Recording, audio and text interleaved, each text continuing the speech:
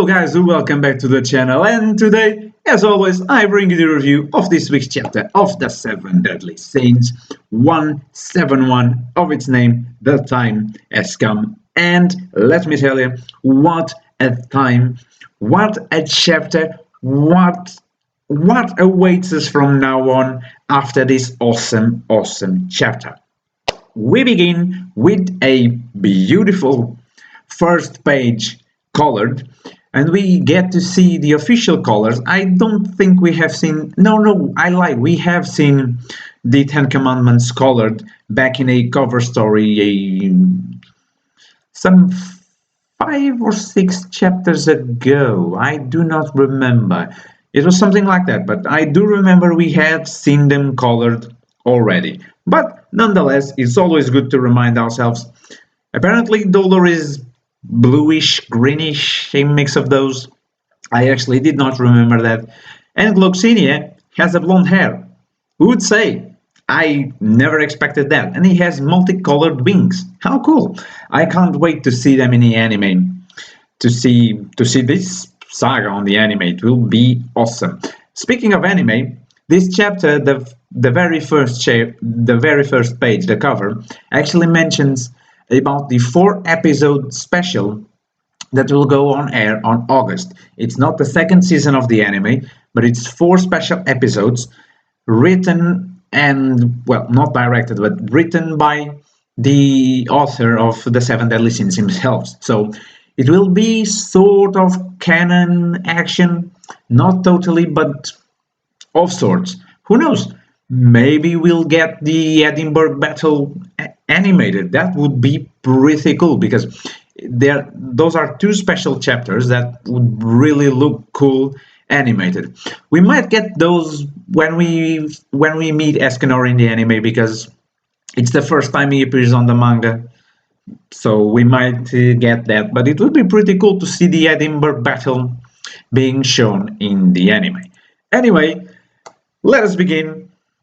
The chapter begins in the aftermath of Escanor's attack, and Dolor and everyone is just surprised how Escanor of what Escanor has done, and even there's even a guy who's like, is this guy trying to ruin the festival? He doesn't realize what Escanor did. Escanor actually saved them, but thick-headeds be thick-headeds. Anyways, so everyone is just surprised, and Bon is about to ask Meliodas what they should do, but Meliodas is already in action because that was his plan all along. He always planned to go to the festival and mess up the Ten Commandments. The thing is, he couldn't do that just willy-nilly. He had to get an opportunity, and that opportunity was provided by no one else than the lion's sin of pride himself. And as Meliodas say, enough foreplay, let us get the real festival started. And what a real festival he brought. He managed to fight on par with the god of giants, Dolor himself. Let us not forget, Meliodas is a tiny midget. And Dolor is big. He's really big. We know Meliodas is strong and all, he's a freaking beast. But Dolor just didn't have any fighting chance. Meliodas stopped his punch with his foot, not his hand, not his head. Well, if he had stopped it with the head, it would be pretty surprising, let me tell you. But he kicked Dolor's hand and stopped this punch, and he even pushed with his kick. He pushed Dolor's hand, and he stumbled backwards a little bit. And he tried to smash him with both hands, but no, Meliodas is a beast. I'm genuinely scared. Heck, even Bon shivered in this chapter just looking at Meliodas fight. Who wouldn't? Even Bon, who is like the 3rd strongest Shin. Yes, I said strongest because for me, Escanor, despite his condition, I believe that Escanor at his peak is the strongest Shin. Then we have Meliodas as the second strongest, and then we have Ban as the third strongest.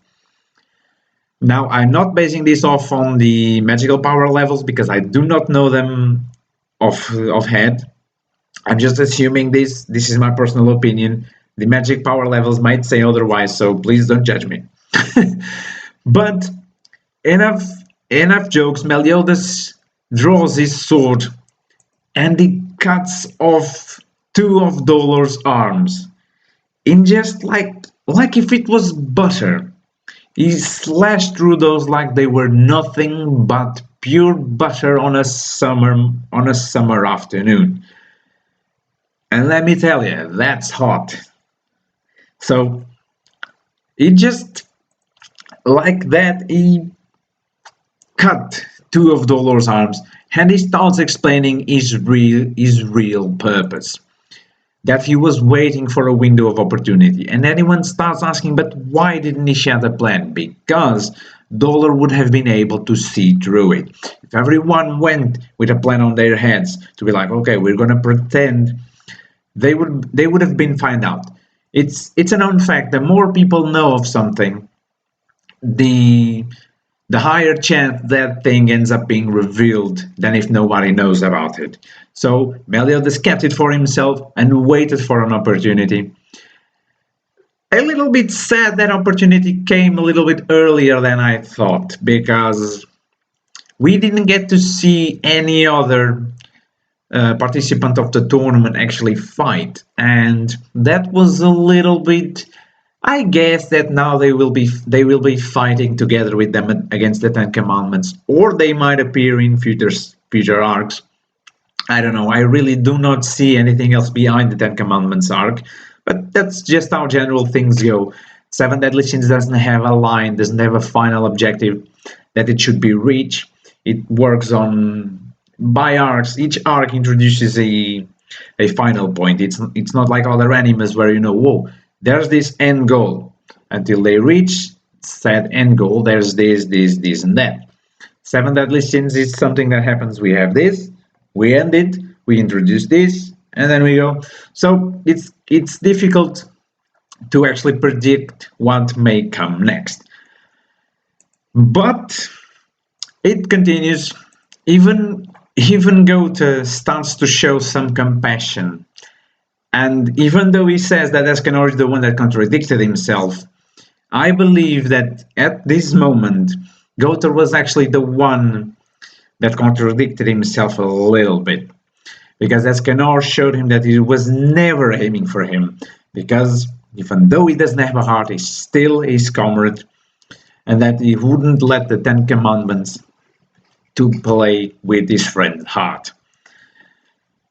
I I enjoyed this moment, but I'm not convinced that this will be enough to change Gota. It's true. Even though he made a smiley sort of face, I still do not think that Gota had a change of heart slash mind. Because let us not forget, his commandment persona is still there, or with the demon that was once Gota. So I believe that Gota will still have a lot to give into the story, and that a lot of things will happen that will involve Gota in the near future. But still, it was a pretty moment between friends. But Dolor, being the demon he is, he breaks up that moment and ensnares everyone within his hands. And above ground, silly, below ground, it seems like. I don't know if he just smashes the hands on the ground or if he actually buries the hands in the ground. It's not very clear on that part, but I believe he managed to sink the hands in the ground. And he thinks that he can do the hostage situation where, well, if you defy me, I will kill them all. But Meliodas doesn't care because, in another fell swoop, there goes the other two arms of Dolor. just like that, and not a single worry was had that day. You guys know what I wanted to say, but I'm just not gonna say it because I don't like swearing in my videos. Seriously, I did it once on mistake and I had to cut the video in the end. So, you guys catch the drift. And, well, if you want to kill my friends, then I will kill you first, so to save them. But, in the meantime, Gloxonia awakes and reveals himself. I will always keep talking of Gloxonia like he's a girl, but he's not. He's a boy. No matter how much I think otherwise, it will not change. He appears in his fifth form of his spirit spear, Basquias. Um, Hydra armor. That's a mouthful.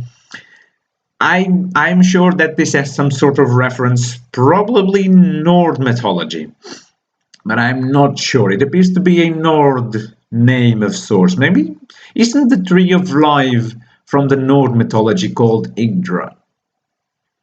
I'll have to check that out, but I'm nearly positively sure that it is. But out of nothing, his armor starts to disintegrate. And Meliodas emerges with his demon steel shown. Meliodas is in full demon mode, and the next chapter promises. I'm imagining the captain of the seven deadly sins just wiping the floor with both Gloxonia and Dolor. Who knows? Maybe one of his brothers appears, either Rosa or the other guy with the black hair. I don't know his name. I don't think it was revealed. No, maybe it was, but I just don't remember. And so this concludes chapter 171. Next chapter 172. You were once my friends, so this goes out to you. So I'm guessing that the title is referring to Meliodas' past as a demon. Maybe we'll see the demons in their childhood, if that's even a thing. I'm kinda having trouble imagining little demons and a little Meliodas running around with the Ten Commandments and be like all merry, hey, we're gonna destroy the human race one day. You imagine that sort of kindergarten thing where the kids say, oh my god, I'm gonna be whatever one day, and demon childs are just running around, oh my god, one day I'll kill so many humans. It would be funny to see something like that, but I highly doubt it. And so, what have you to say about this chapter? Did you enjoy it? What do you think will happen in the future chapters? Please tell me all about it in the comment section down below. Do the same for the fairy tale video. I now remember that I forgot to say that in that video. So if you happen to watch both, please comment in the comment section down below what you've thought of these chapters. What you think will happen in the future, and I say my goodbyes to you. Thursday we return with the One Piece video. Possibly, I'm just gonna say this now because this is actually something that concerns all mangas. Next week, we're probably not going to have chapters because if I'm not mistaken, please. Pardon me if I'm wrong and correct me if I'm wrong as well. I believe that next week is a holiday week in Japan. Golden Week if I'm not mistaken. So we will probably have a week off manga. I will try to compensate if I can. I can't promise anything because I have an examination approaching and I really should start studying. Yes. But nonetheless, I will try to compensate, maybe make a theory video for all series, one for Fairy Tail and one for Seven Deadly Sins and one for One Piece, depending on how this week's chapter go. So I will try my best. So just a heads up, I'm not certain if we're going to have a chapter or not. We might not, we might yes, I don't know. I believe that One Piece is guaranteed not to be. It's a no have guarantee, because although always respects in quotation marks, because it's not a matter of respect. You catch my drift. He always follows that holiday thing very strictly, which is fine. So enough of blabbering. Next week, Golden Week, so probably no manga. Sad news, but I hope you have enjoyed the video, and I hope to see you next week.